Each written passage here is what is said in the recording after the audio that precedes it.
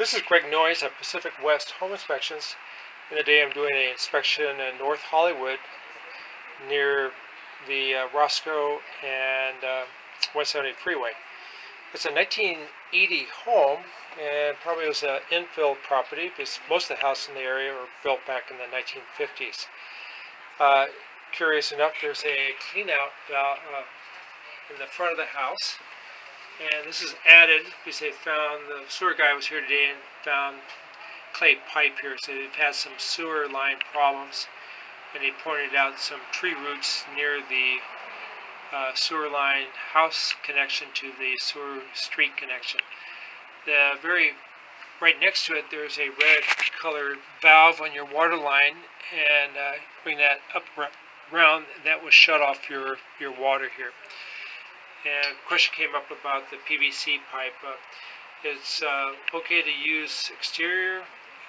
We don't see too much of it in the city of LA, down in Orange County, Simi Valley, Santa Clarita, that's all they use. So on the front here, there's three pipes coming off this main line. The center pipe goes to your house, and it has a pressure regulator, and it's actually working today. But it's missing a pressure relief valve on this line here, and also your hose bibs are missing another part. We call that a anti-siphon device. It's a $4 device you can buy at Home Depot or Lowe's. And so that's how you shut off the water. The next thing we'll look at is how to shut off the gas and the electricity, and that's located on the right exterior of the garage. So I'm now over at the right exterior of the garage, and the gas meter is here. You see a proper barrier, and so when you back in your boat or RV in this area, you're not going to bang into your gas meter. On the side here, the line coming up, you'll see a gas line, and this valve, when the tang's perpendicular to the pipe, it means it's off. And then also here you'll see a wire coming up from the gas line. The wire tells us that they use plastic pipe, which we like to see, and if down the road, if they have to use a metal detector to locate the pipe, the metal detector will pick up on the plastic or the metal trace wire here.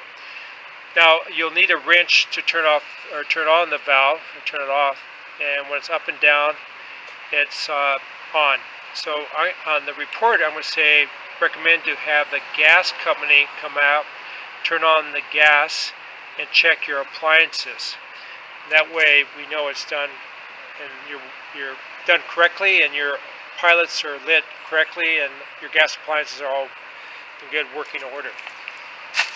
Next to the gas meter, they have the electrical panel, and they have a 3-foot rule here. And it looks like your gas meter is within the 3 feet of your electrical panel, so that may be a problem when the gas company comes out. Panel is made by Zinsco, and you see the labeling here is not very well. The top breaker here is your 100 amp service, so this coming down, bringing the breaker down, shuts off all the power. Zinsco panels have been a problem over the years, as the main electrical bars are made out of aluminum, and the backs of the breakers are metal, and they will corrode over time. So again, the gas meter being so close to the meter may be a problem, and let the gas company sort that out. So there you go. Next thing we're going to look at is the roof, and I'll be up in the attic, and we've gone through the house and the different things, conditions of the house already.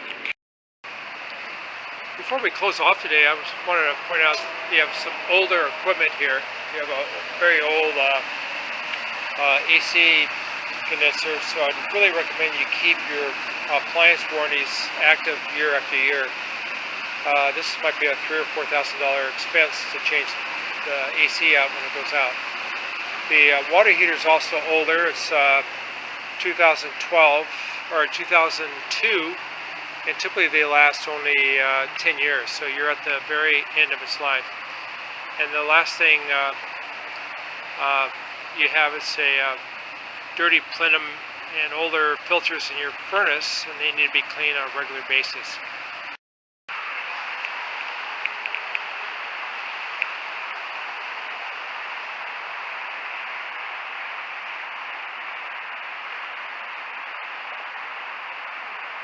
This is Greg Noyes of Pacific West Home Inspections, and I can be reached at 818-271-0417.